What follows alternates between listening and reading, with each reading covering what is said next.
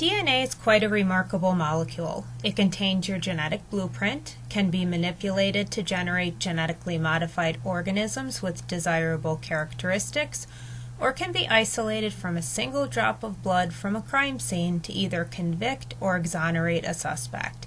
Here we review the structure of this amazing molecule and begin discussing how genes are expressed to yield your traits.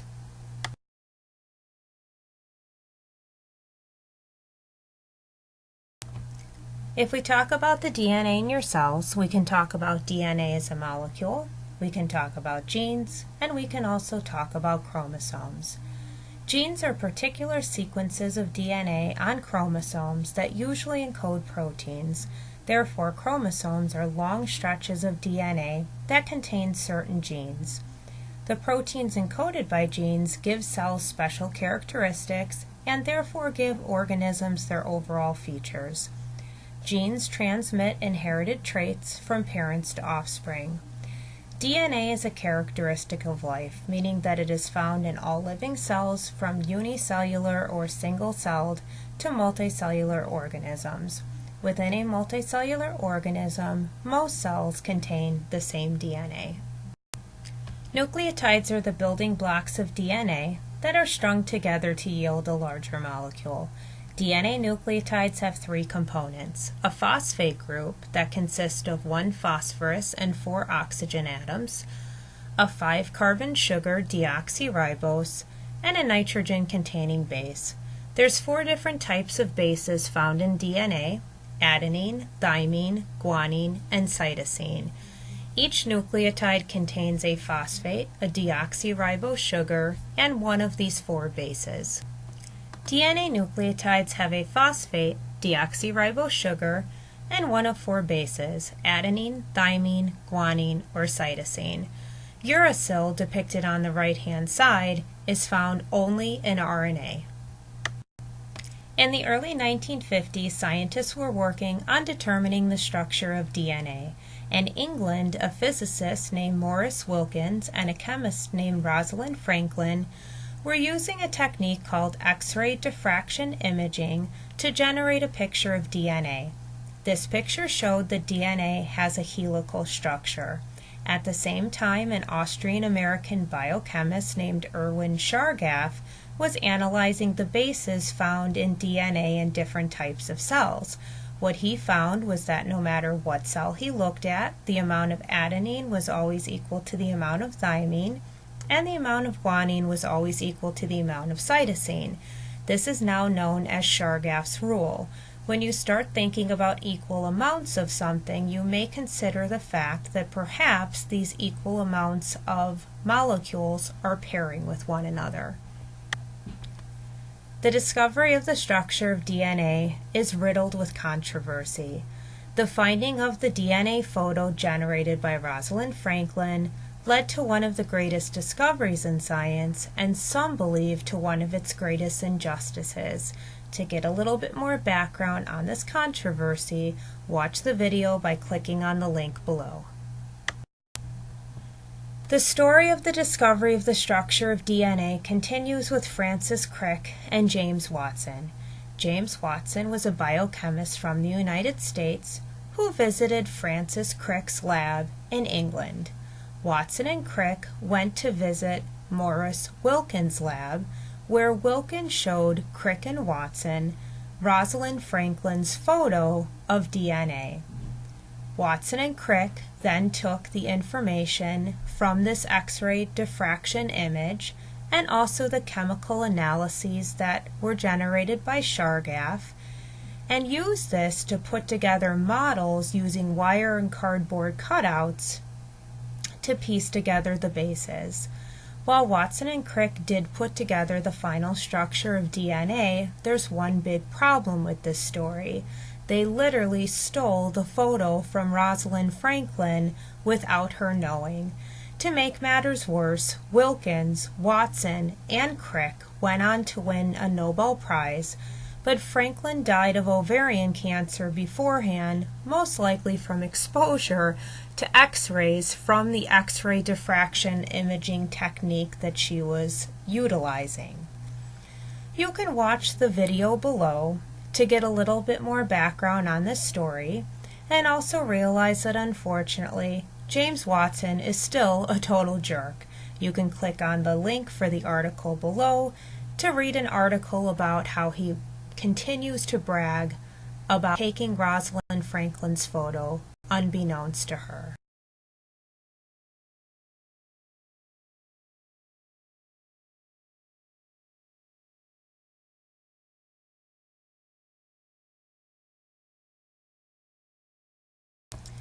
DNA has a double helix structure as pictured in the X-ray diffraction image generated by Rosalind Franklin.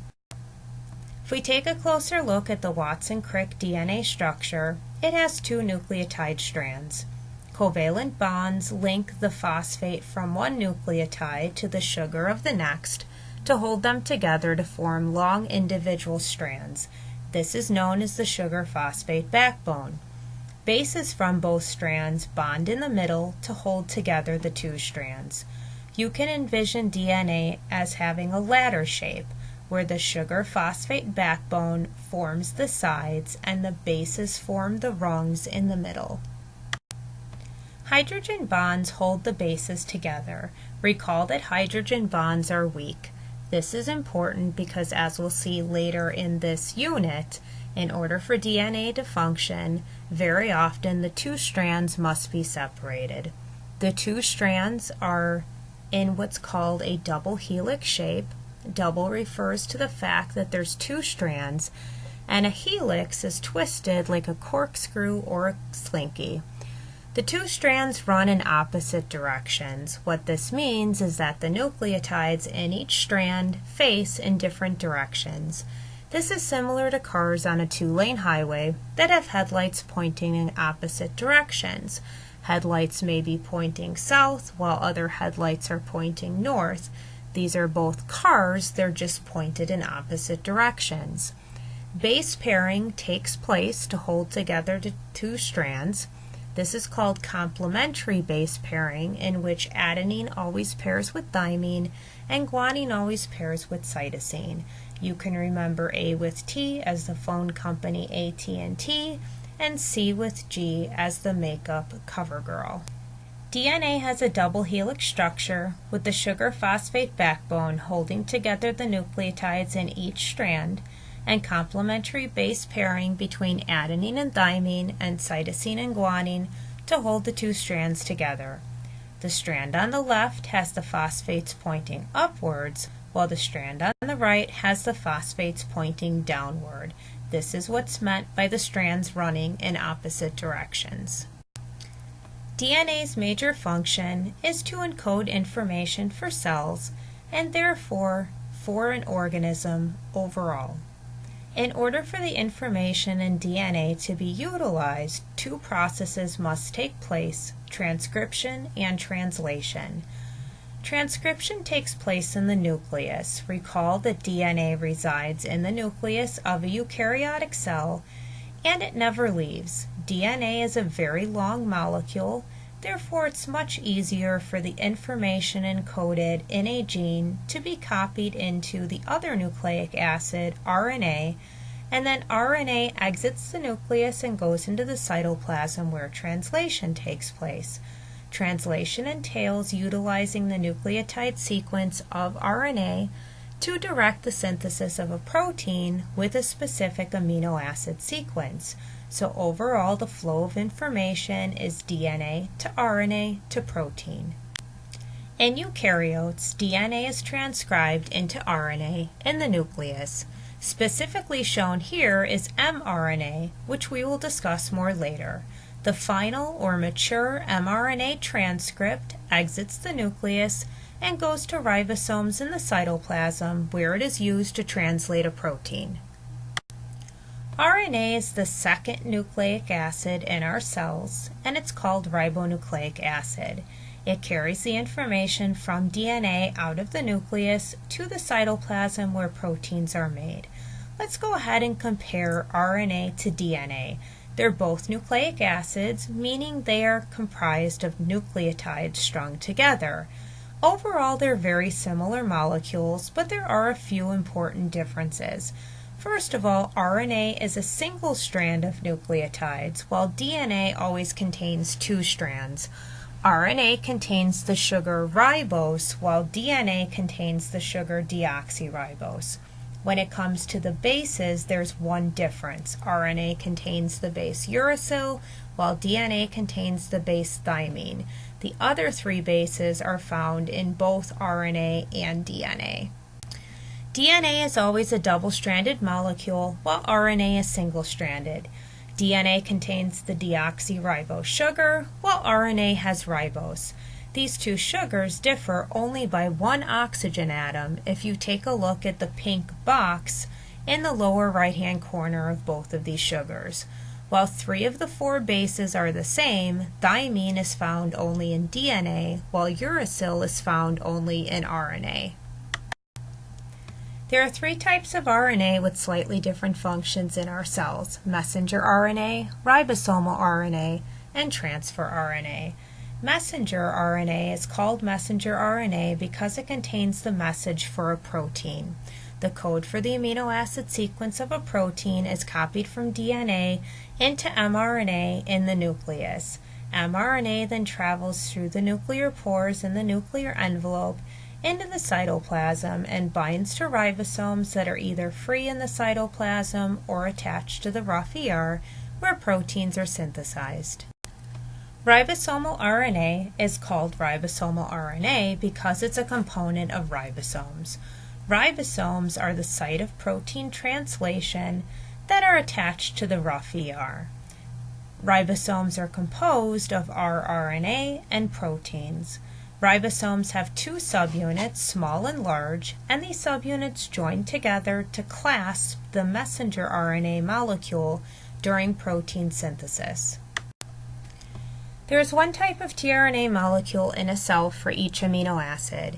Each tRNA molecule also has a unique anticodon, which is 3 bases that are complementary to a codon in messenger RNA.